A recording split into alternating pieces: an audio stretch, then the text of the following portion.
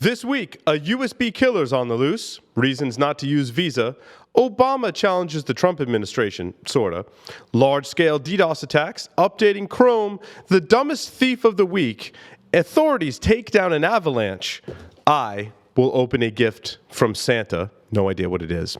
All that and more, so stay tuned for this edition of Hack Naked News.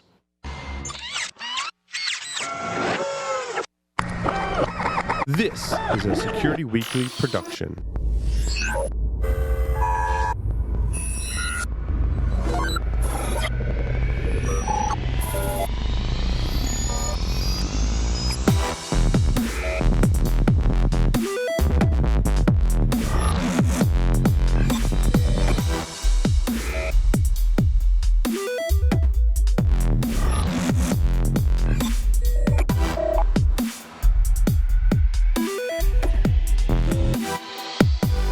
Brought to you by IT Pro TV is an easy, entertaining approach to online IT training. Access over 2,000 hours of up-to-date, high-quality video content live and on demand via your Chromecast, Roku, Amazon Fire TV, Apple TV, PC, mobile device, or their recently launched Apple TV app. Corporate and group pricing are available, and now through December 31st, if you purchase a premium annual membership, you'll get an additional 3 months on your first year. Visit itpro.tv/hacknaked and use the code HN30 for a free 7-day trial and 30% off for life. Black Hills Information Security, the leaders in penetration testing and active defense. Email consulting@blackhillsinfosec.com to request a quote today. Logarithm's Netmon Freemium delivers real-time network visibility to quickly identify emerging threats in your IT environment. Netmon Freemium is a free commercial-grade network forensics and traffic analytics solution. You can use Netmon Freemium's powerful capabilities to search against all of observed network traffic, identify abnormal traffic patterns in application usage, and quickly analyze full packet captures. Take the first step towards real-time network visibility. Visit logarithm.com/freemium to learn more and download it today. Has your network been breached? Cybereason can help you answer this question. Cybereason products hunt for threats within your network and eliminate them in real time. To Cybereason, real time means within seconds. Founded by former military hackers who don't play by the rules, they've built this experience into their platform. Harness ingenuity and imagination, not just code, to defeat hackers. Cybereason. Disrupt the adversary and let the hunt begin. Hi everyone, welcome to Hack Naked News. I'm your host, Paul Asadorian, broadcasting live from G-Unit Studios in Rhode Island. This is episode 103, reporting for December 6th, 2016. Couple of quick announcements before we get started. Check out our listener feedback survey, securityweekly.com/survey. Tell us how we can make your podcasting experience even more enjoyable. Also, check out IT Pro. Their course library includes CEH, V9, Red Hat Linux, Computer Hacking, Forensics Investigator, Cybersecurity Analyst Plus, and more. IT Pro's premium membership grants access to all courses, transcripts, virtual labs, and Transcender practice exams. Corporate and group pricing is available. And I am, of course, your very jolly host, Paul Asadorian. On to the stories for this week. The USB killer is shockingly simple in its operation. As soon as you plug it in, a DC to DC converter starts drawing power from the host system and storing electricity in its bank of capacitors. It's known to fry just about every device you can stick it in. Laptops include an old ThinkPad and a brand new MacBook Pro, an Xbox One, the new Google Pixel phone, and some cars. It sounds like what did someone buy a bunch of that stuff and go fry it? That sounds like a really expensive experiment. There is no known fix for this unless you want to fill your USB ports with glue or cement, which can be bought cheaply at most home improvement stores. Just don't leave one of these USB device killers laying around the office and label it as reading porn, because that would be just wrong. So, very wrong. Thieves can guess your Visa payment card data in as little as 6 seconds, according to researchers at Newcastle University in the UK. Also, once an attacker has a valid 16-digit number, 4 seconds is all they need to learn the expiration date and the 3-digit card verification value that most sites use to verify the validity of a credit card. Even when sites go a step further by adding the cardholder's billing address, this technique can correctly guess the information in about 6 6 seconds.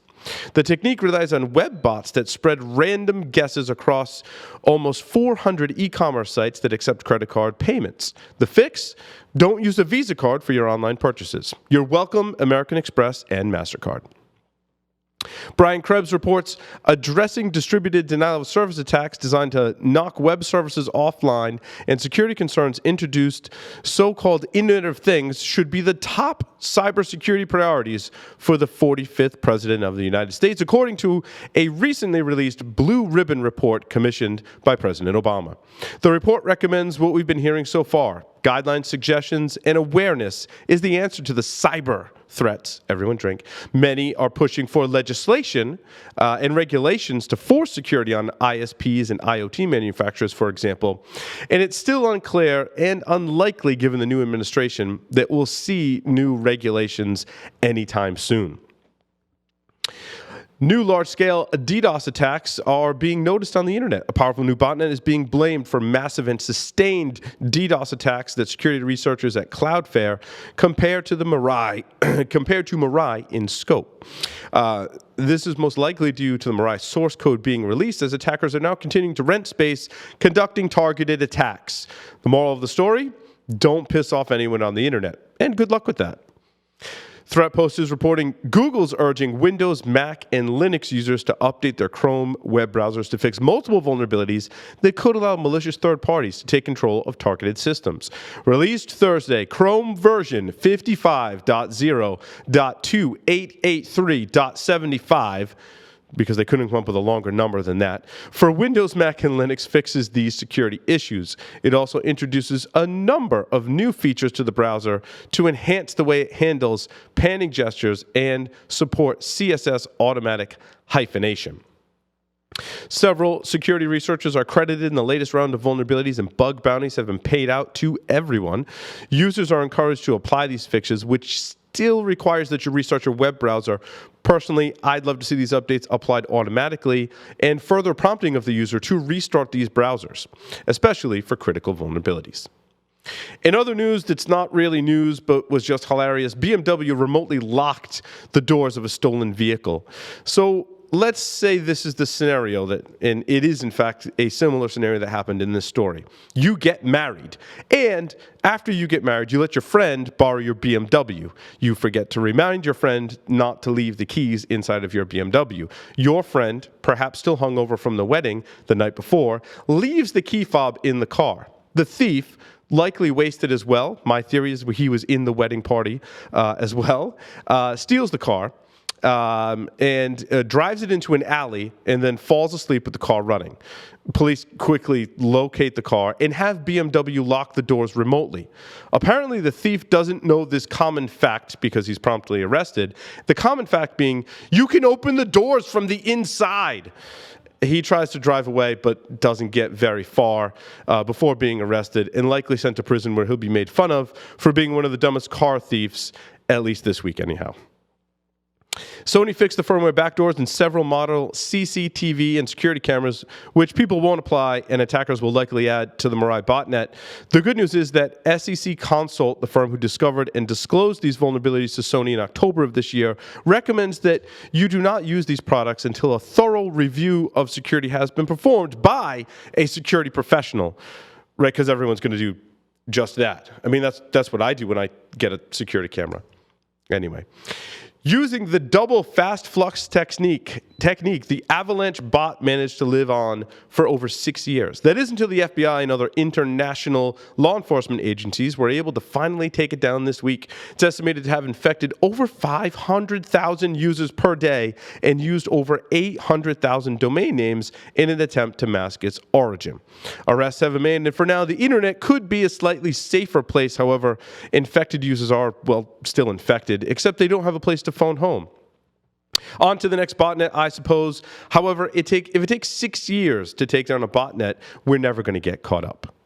And now, I will open my Christmas present from Santa, which I have a sneaking suspicion based on the handwriting in the box that it is from the wonderful production staff here in Security Weekly Studios, who decorated the Christmas tree as well. And it looks to be an article of clothing, and it is Dueling Lightsaber Gingerbread Man, just what I always wanted. Thanks, Santa, a.k.a.